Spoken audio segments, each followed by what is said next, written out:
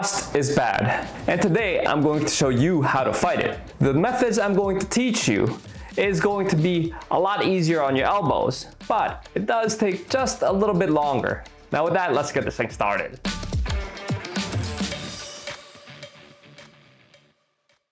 Now for those of you guys who are new to this channel, my name is Carl, and this channel is dedicated to all things mods, DIY, and engineering, mainly for Tacomas and other Toyota trucks. So make sure you smash that like and subscribe button while you're at it. Do it now, guys. So today, we're going to be working on my buddy's FJ Cruiser, which has a lot of surface rust. And if you're planning on tackling this project at home, make sure you stick around to the end, because I do go into more details on the tips and tricks as to what you can do at home. So with that, let's get to the truck. The truck is currently on jack stands right now. And I did remove all 4 wheels and tires. Also did remove these 2 skid plates on the bottom. Here's the passenger side, guys. I did take off the mud flaps so that we have better access to the power washer in this whole front engine bay area.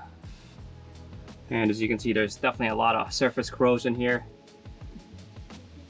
A little bit of dried mud. But yeah, that strut tower is pretty rusted out. Moving towards the back, more surface rust, not as bad as the Land Cruiser. See underneath, the underbelly looks pretty good for the most part. And let's move to the back. You can see on the frame itself, more surface rust, but definitely not bad either. To the middle of the truck, I do have 6 jack stands set up so that just in case a set fails, I have backup. It's always good to have backup. So the first step with this project would be to just power wash it with the Dawn dish soap on the foam cannon, and that's really all it is. Don't have to do too much scrubbing, but get as much of that surface dirt off the surface of the frame as much as possible. So let's do that now. Now with the power washing, I like to start out with the wheel wells, work my way around, and then work the underbelly section of the truck, and then really work on the differentials.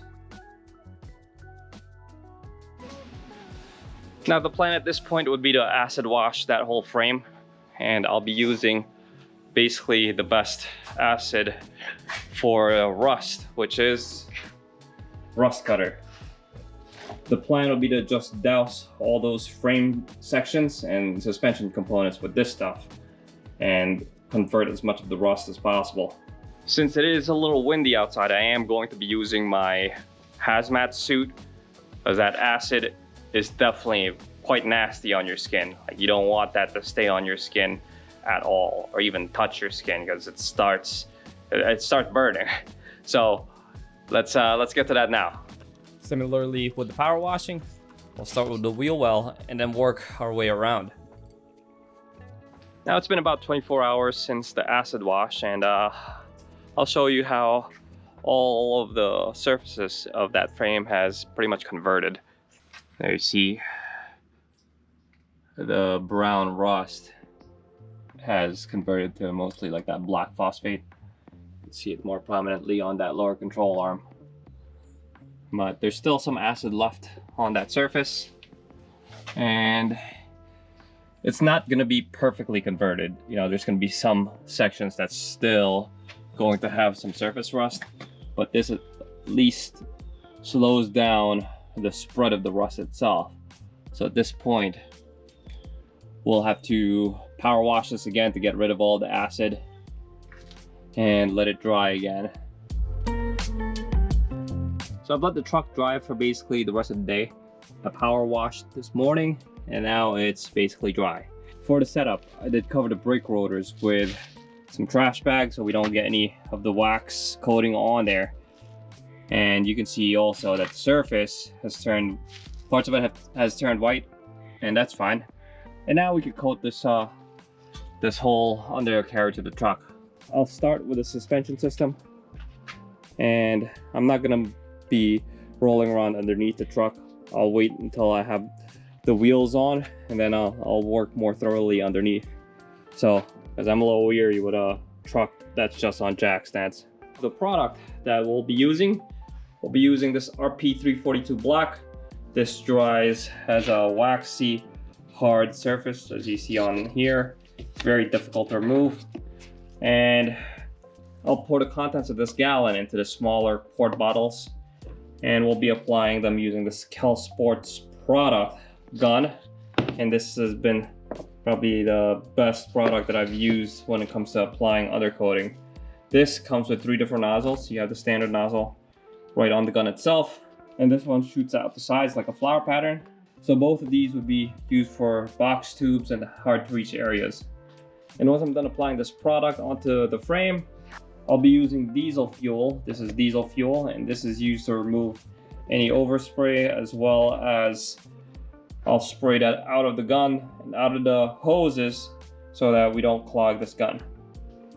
So let's get to applying. This disposable hazmat suit that I'm wearing, I've used multiple times already. And it's perfect because once it gets too damaged, then I'll just buy a new one. It's been drying overnight. I actually ran out of daylight last night, so this is about 2 coats on the suspension that you can see right here, and it's looking so much better already. Now I'm going to switch over to the long nozzle so I can hit some of the harder to reach areas, like here inside where this the steering rack is. But yeah, you can see all this wheel well I was able to coat as well. It looks really good so far. And here's what the rear axle housing looks like. Yeah, you probably know the drill already.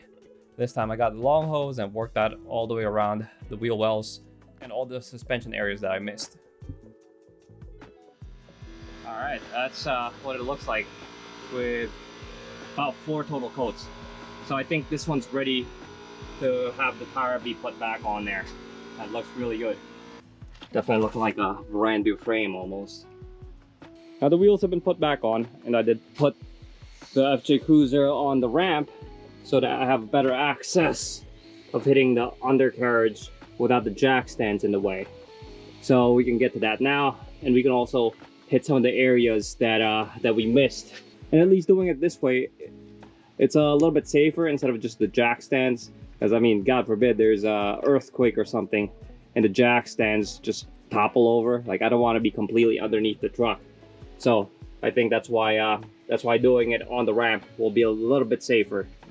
Now here's what the undercarriage looks like so far. And now that we have a better situation here, we can hit the inside of the frame. And as you can see, all the inside section here still needs to be treated.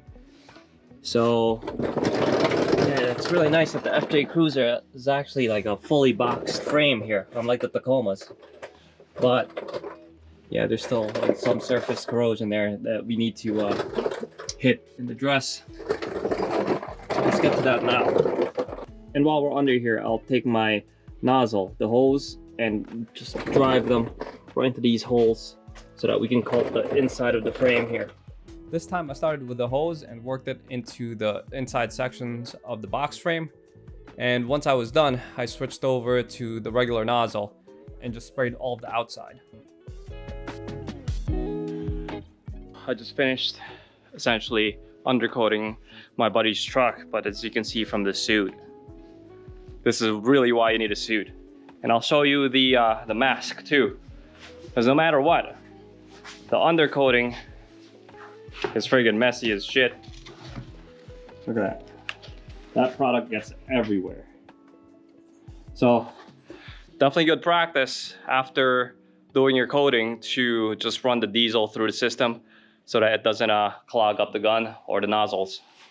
That's the completed undercoating. You can see it real nicely. Yeah, this isn't gonna look like Picasso or anything like that, but it's definitely not going to start any more rust. So that's the most important part.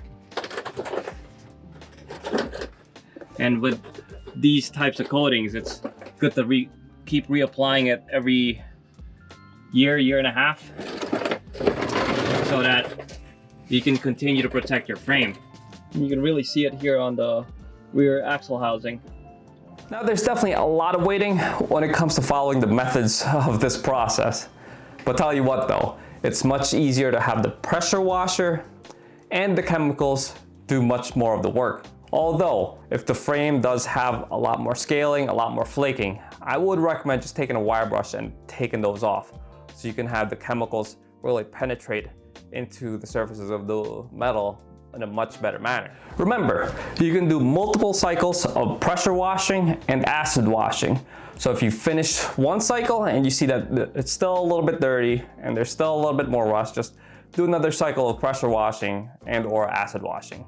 Also, the metal really does not have to be completely rust-free. It's okay if there's a little bit of surface rust on the steel.